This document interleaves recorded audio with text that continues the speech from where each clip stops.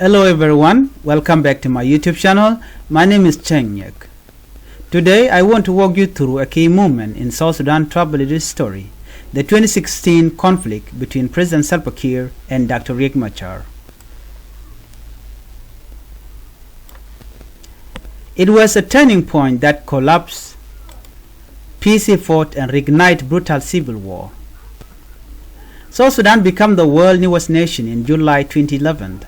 After a decade of a struggle against the Sudanese government, Salva Kiir, a Dinka by ethnicity, became president, while his long-term comrade and rival Riek Machar was appointed vice president.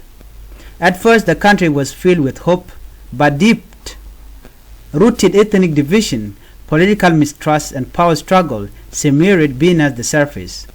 By the 2013, the crack had widened within the ruling SPLM party. Factions had formed, one loyal to Kiir, another to Machar. Tension boiled over when Kiir dismissed Machar and his entire cabinet. On December 15, 2013, violence erupted in Juba. Kiir accused Machar of attempting coup. Fighting quickly spiraled out of control. What started as a political crisis became a full-scale ethnic war. Government forces, largely Dinka, clashed with the opposition fighters, largely Nuer. The result, tens of thousands dead, entire village destroyed, over 2 million people displaced inside South Sudan, and another 2 million fled to neighboring countries. More than 400,000 were killed. The 2015 peace agreement, a flicker of hope. After years of international mediation led by IGAD and pressure from the African Union and United Nations, a peace agreement was finally signed in August 2015. The agreement on the resolution of the conflict in the Republic of South Sudan. According to this deal, a transitional government would be formed. Riek Machar would return to his role as the first vice president. Machar returned to Juba in April 2016 with around 1,300 troops as his personal protection force. The atmosphere in the capital was tense, but many hoped peace would finally take root. Then came July 8, 2016, a meeting Machar and Kiir were holding a meeting at the presidential palace when fighting broke out outside between their respective forces. Gunfire, artillery, tank right in the heart of Juba. The fighting lasted for days.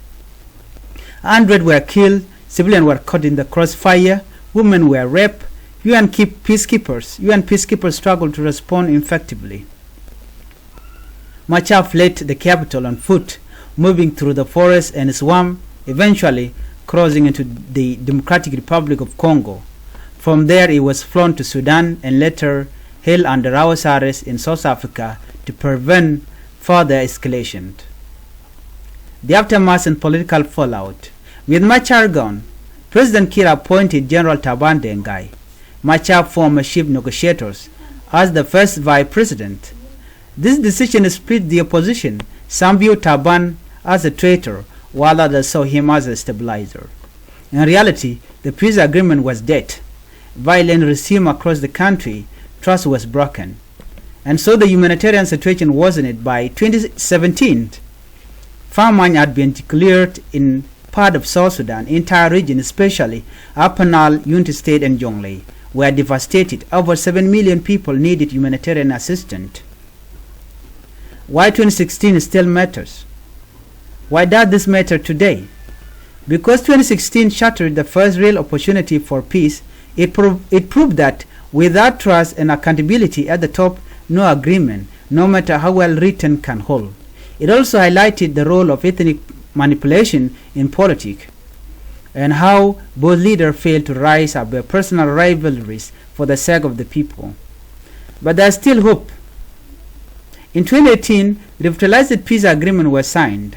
Both Kiir and Machar once again agreed to work together. Though slowly and with many setbacks, the question now is, can South Sudan leaders finally break the cycle? Will they choose unity over revenge and peace over power?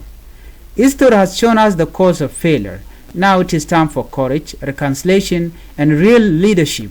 for the sake of South Sudan future generation. Thank you for watching, and do not forget to support the channel.